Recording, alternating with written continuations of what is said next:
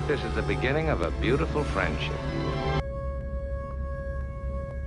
Here's Johnny. Toto, I have a feeling we're not in Kansas anymore. But now you come to me and say, You talking to me? I am your father.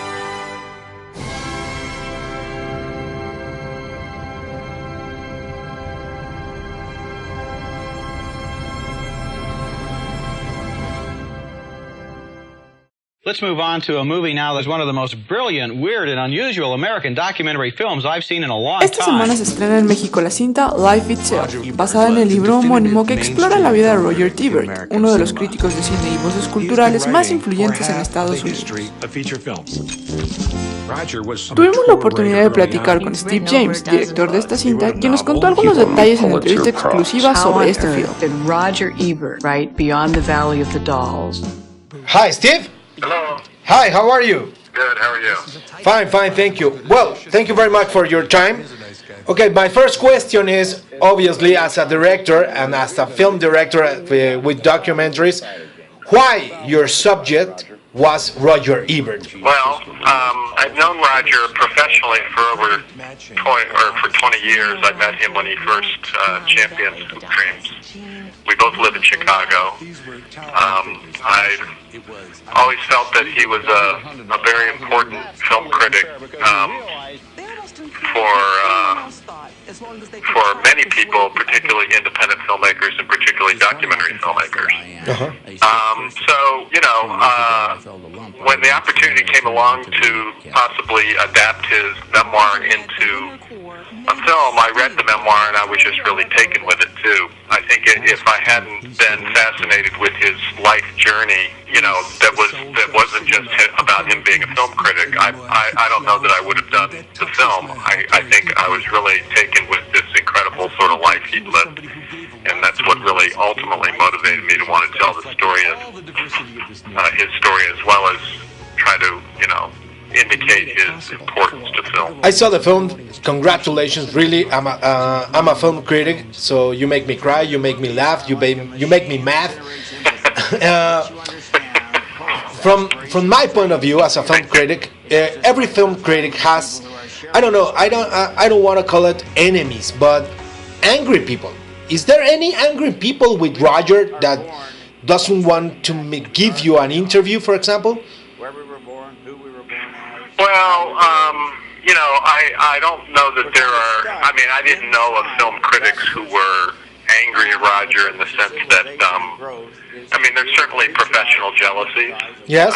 You know, in that field, just like there are in any field. So there's certain film critics, I think, who felt like Roger got too much attention and is, you know, he shouldn't be so powerful and influential, that he's, you know, that there are better critics out there, more talented, more insightful critics or whatever.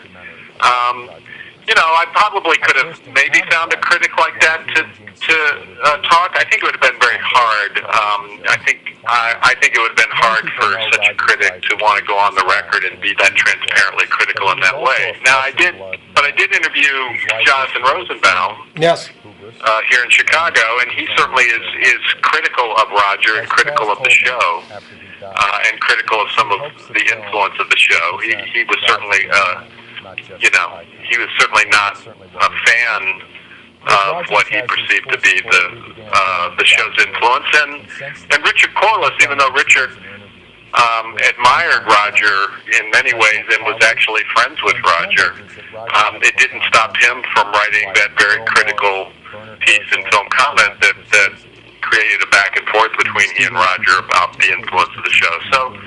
So I do think that some of those critical voices are in there raising questions about Roger's influence, and particularly the influence of Siskel and Ebert. Yes, and in the other side, the filmmaker side, is there any director, actor, actresses who may be mad or they don't give you an interview to talk about Roger Ebert? No, I didn't. You know, honestly, I didn't go looking for filmmakers who would talk about how unfair Roger had been Okay. to them.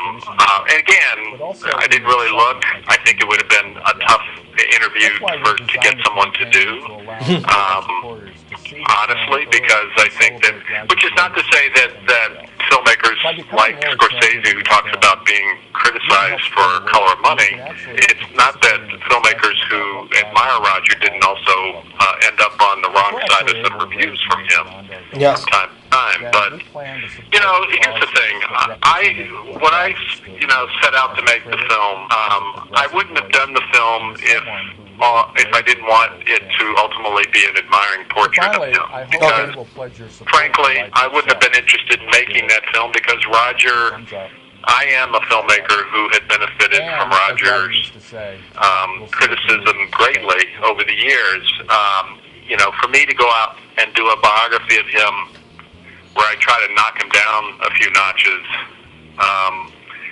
wouldn't have interested me because it would have felt like, you know, that's for some other filmmaker maybe who doesn't like Roger if they want to go do that film. So I don't pretend that this biography is completely objective, and it's certainly not. It certainly didn't have the intent of being harshly critical of him. On the other hand, I don't think it's hagiography either. I think that I definitely attempted, and you can decide whether I succeeded or not. You do, but I attempted to present a full portrait of the man, including some of the criticisms of his. You know, to me, you know, I don't know. I mean, it's like film critics; their job is to review movies. So it's like, of course, there's going to be a lot of films out there that they don't like. There's going to be films they do like. I mean, that's kind of a rabbit hole you could go down in a movie that I'm not sure would be all that interesting. Frankly, it's more interesting to me.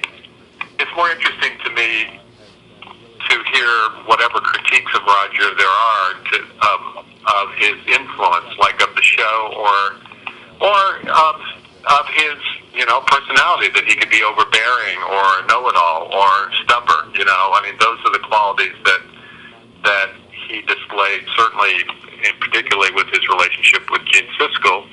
You know, that wasn't always pretty to look at, but that was part of who he was as a man. And I was particularly interested in Blue Velvet. I wanted to get Blue Velvet in there because that was a case where his review of Blue Velvet was, you know, against the grain of virtually all the other critics who hailed it as an instant masterpiece. And his reasons for not liking the film didn't have to do with the quality of the filmmaking or the vision of the filmmaking. It had to do with an ethical issue about the film, in his perception, of the way in which the actress was treated in the course of making the film. Yes. And I found that to be a really interesting, you know... Yes, it was. But let me tell you something. For example, in the film, his legacy, as I see it, is his website. Okay? It's a little part of his big legacy for us. But I don't see in the film, that's my question, how he choose, or Chaz and him choose who's gonna write in his name, in his website. It's a very interesting part for me. Who's writing, obviously, right now in Roger Ebert's website?